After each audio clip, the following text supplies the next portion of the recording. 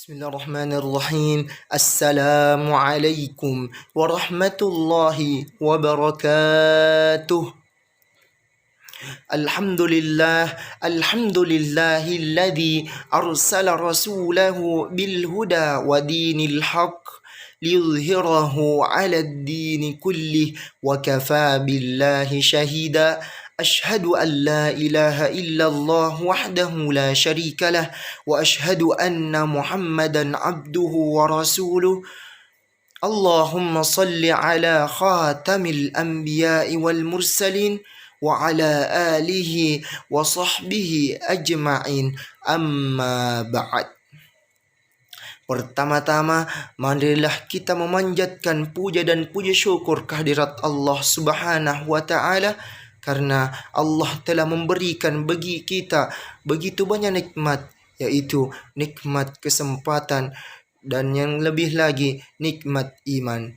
Salawat beserta salam semoga tercurahkan kepada baginda Rasulullah Muhammad sallallahu alaihi wasallam.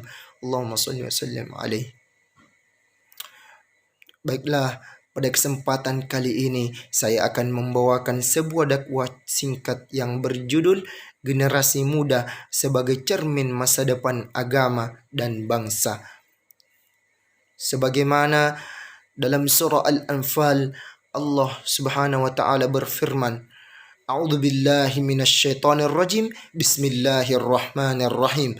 Ya ayyuhalladzina amanu istajibu lillahi walir rasuli idza da'akum lima yuhyikum wa'lamu annallaha yahulu bainal mar'i wa qalbihi wa annahu ilaihi tuhsyarun. Wattaqu fitnatan la tusibanna alladhina zalamu minkum khassah wa'lamu annallaha syadidul iqab. Yang artinya, hai orang-orang yang beriman, penuhilah seruan Allah dan seruan Rasul apabila Rasul menyeru kamu kepada suatu yang memberi kehidupan kepada kamu, dan ketahuilah bahwa sesungguhnya Allah membatasi antara manusia dan hatinya, dan sesungguhnya kepadanya lah kamu akan dikumpulkan, dan peliharalah dirimu daripada siksaan yang tidak khusus menimpa orang-orang yang zalim saja di antara kamu, dan ketahuilah bahwa Allah amat keras siksaannya. Hadirin rahimakumullah. Berdasarkan ayat di atas, maka dapatlah difahami bahwa dalam membangun remaja dan pemuda, maka hendaknya dapat membatasi antara dirinya dengan hatinya.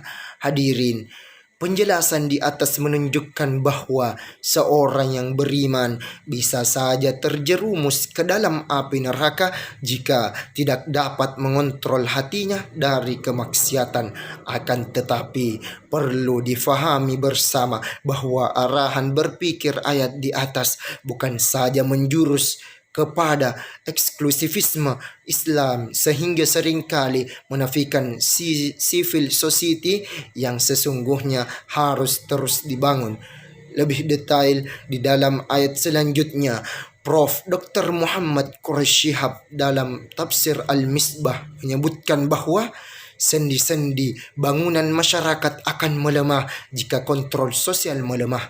Akibat kesalahan tidak hanya menimpa yang bersalah, tabrakan tidak hanya terjadi akibat kesalahan kedua pengendara, bisa saja yang bersalah hanya seorang, tetapi kecelakaan dapat beruntun menimpa sekian banyak kendaraan.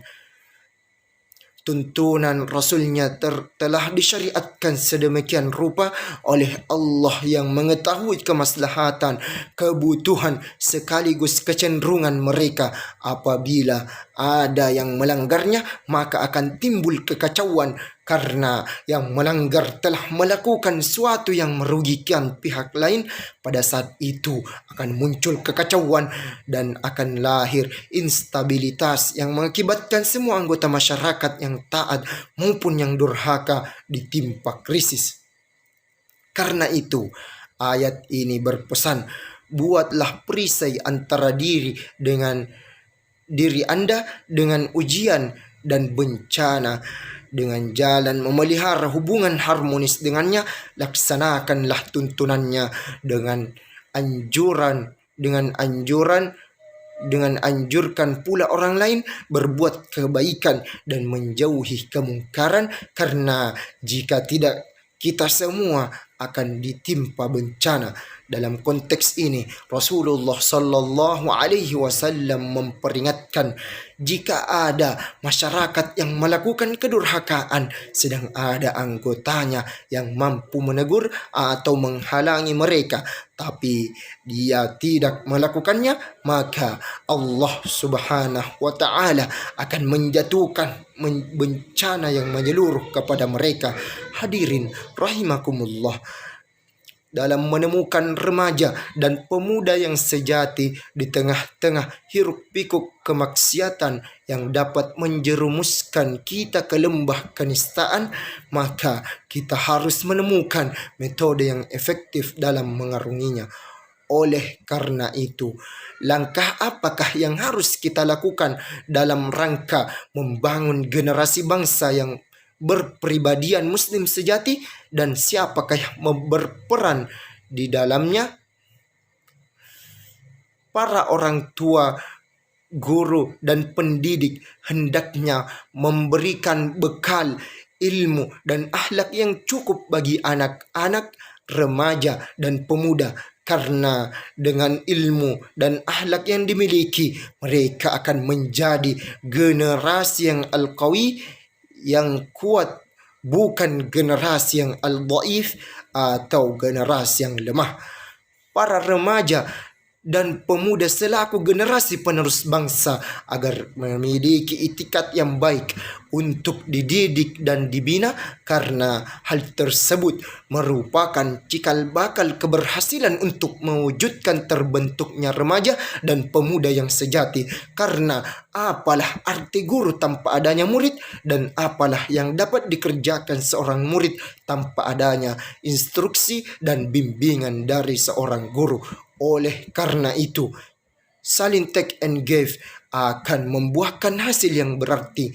Hadirin rahimakumullah, dan akhirnya dapat kita simpulkan bersama bahwa jika semua ikhtiar ini sudah kita lakukan, mudah-mudahan remaja dan pemuda kita bisa menjadi tumpuan harapan dan cita-cita bagi bangsa dan agama kita.